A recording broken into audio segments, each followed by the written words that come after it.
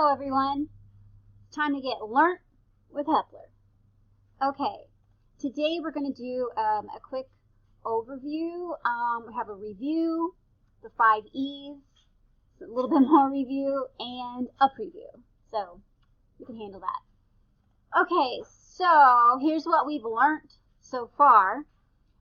We've really honed in on the standards, both the literacy and content standards. This week we talked about how there's national, state, district, school, teacher, right? We talked about what are the components of literacy, and you can see that we're moving into how that ties in with content. So we're done now, right? I mean, what else is there to know?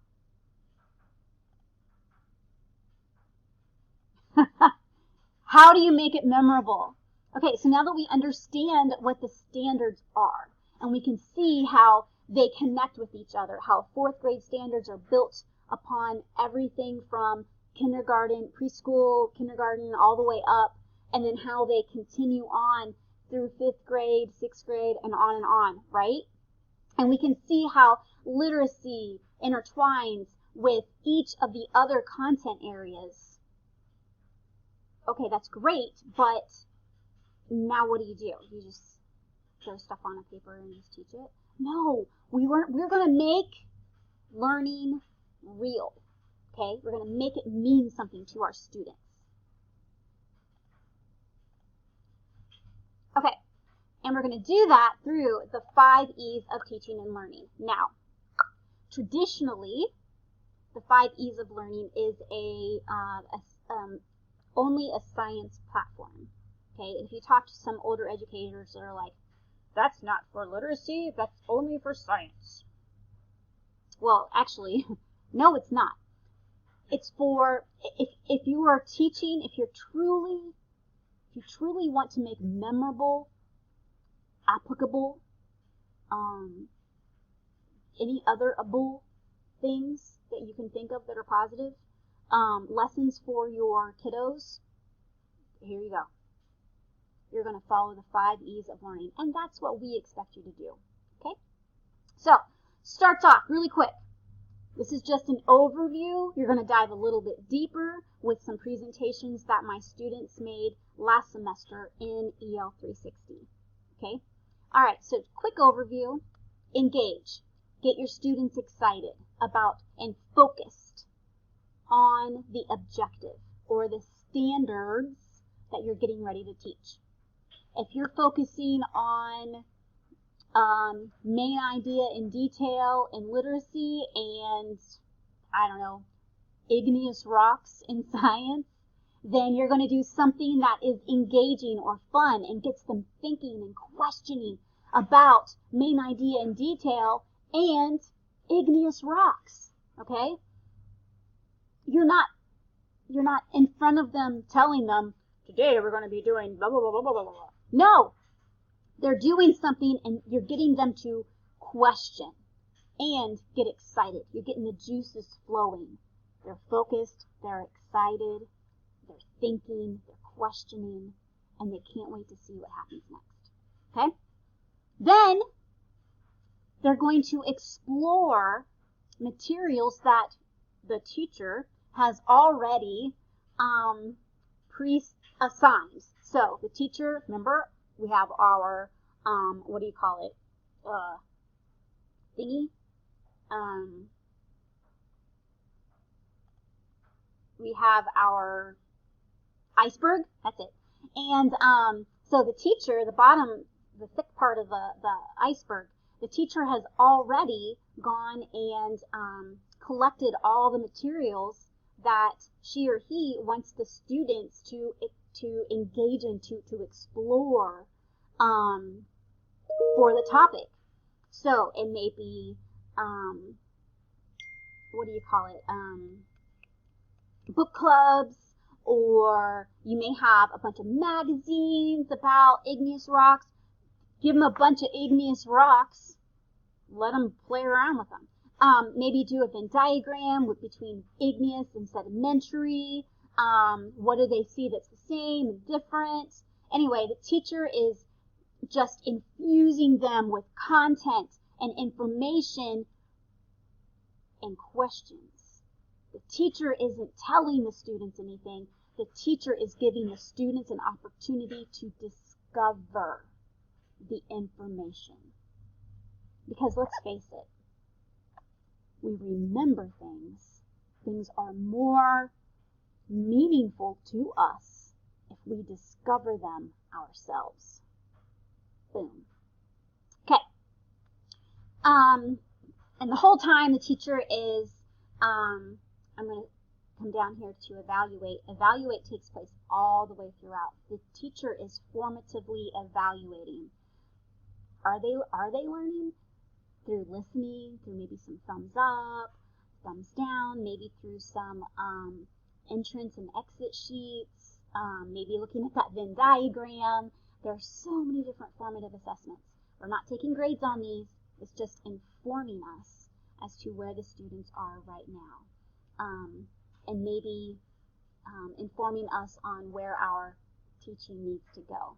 Maybe there's a lot of misconceptions about igneous rocks that we need to refocus them on, or main idea in detail. Okay, explain. This is where the students are, they have explored the content, they have been questioned so much, and they're able to answer the questions. They are able to explain. They are able to explain the content. They're able to explain why that this is the main detail. Wait. This is the main idea, and these are the details. Because, I know this because, blah, blah, blah, blah, blah. Okay? They're able to explain to you and the class and their parents and anybody else that asks that this is an igneous rock, because igneous rocks are formed from fire, by the way. Igneous rock, an example of an igneous rock is whatever, okay? A lot of time, and this is not the teacher explaining what igneous rocks are. This is not lecture time. This is where the students are able to explain the subject or the subjects, okay? The students have explored, and now they're able to explain. The teacher is just, hounding the kids with questions. As teachers, we should not be answering questions. We should be guiding our students to be able to answer questions. All right? I know that's kind of different, but again, if you are able to discover your own learning and discover the answers for yourselves, you're more likely to remember them, and they're more likely to be meaningful to you. Especially in today's world with like Google. You can just Google it. Like, all right, you don't have to put anything into memory, into long-term memory, because you can just Google it. But if you take the time to get frustrated, to get uncomfortable, and then just like making that arch, it was uncomfortable and frustrating. But when you finally did it, it was that, oh, yes, I got it. Okay? You're likely going to remember that. And the same thing is true with the content. All right? And by the way, this is typically where the teacher stops. This is typically where you give a paper pencil test and then you're done. We move on. Are you able to explain it? Yay! Okay, good. We're done. But it's not quite put into complete memory yet. This is my favorite part. This is where you take the grade. This is our summative evaluation, or our culminating project. Okay? This is where they're able to take everything that they learned in these first 3 E's, and they're able to create something from it. So we've been talking about igneous rocks, and we talk about main idea and details. Well, you can pose a problem and say, I don't know, I'm just making stuff up. We have all of these, we have to save the animals from the alligators, so we need to build a structure, and we have these materials.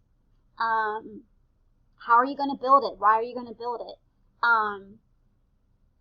Write a paragraph detailing your main idea and details, and how and why would you use igneous rocks to create this thing? I don't know. And again, this is off the top of my head. I'm sure we can come up with something better. But that's the gist of it. And then the students, they would create it. They would maybe create an advertisement for it, and identify in their advertisement what their main idea and details are in their advertisement.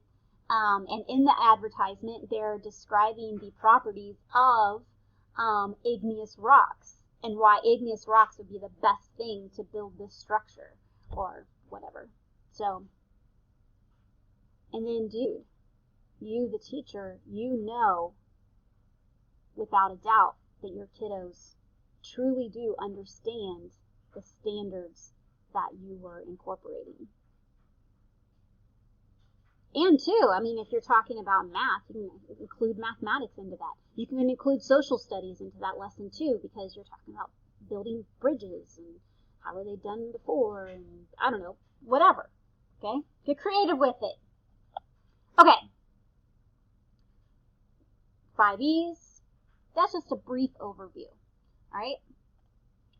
Coming down here. So, I love this. If you are working on something exciting that you really care about, that you are invested in, you don't have to be pushed. You must do this. You must do this. No, the vision pulls you. You want to learn. You want to do it. We want our students to want to learn. 5E's is the natural way to do that. By the way, this week, what? I know! So cool. This is our lesson plan for this week. Just take a second. Look at the beauty. We engaged you. You were engaged this week thinking about, okay, well, what do you need to make an ELA lesson? You were focused. You were thinking. I was questioning you. You explored the standards and how they intertwine with the content standards. You were able to explain how they intertwine and why, and you were able to talk about the breadth and the depth of the standards. Okay? And we were formatively assessing you throughout the entire thing. I mean, dude. And this is my lesson plan for this week. The teacher will, the student will. This is my lesson plan for Thursday. I write lesson plans too. I have to. If I'm going to stay on track and make sure that I know what it is that I'm doing. Okay? Alright, so to the fun part. Alright, so we have some homework for you. Now, we've done prayer models before. We did that when we were talking about what content literacy is. Remember that a nonverbal representation is nonverbal. There are no words. Okay? I have a son who is nonverbal. Well, he has one word, and it's mama. And his only word. Isn't that sweet? I love it. Anyway, But he uses symbols, he uses signs, and he also uses pictures or gestures to tell me what exactly it is that he wants or needs. Okay, so in the PowerPoint, there is a link to the 5E template. You just have to make a copy of it. And you're going to create a Frere model for each of the 5E's. Now, again, I just gave you a teeny tiny little snippet of the 5E's. Go in. Each of these is also a link. And you're going to go in and look at, they're just brief lessons that my students last year who were in EL 360 created. Okay? And it's good for you to learn. It's good for us to learn from each other. And so there you go. So you're going to go in, you're going to learn from your the cohort right before you, and that's it. Okay. Well, guys, thank you for joining me today in getting learnt with Hepler. I appreciate all of you, and I'm looking forward to seeing what you come up with. 5E!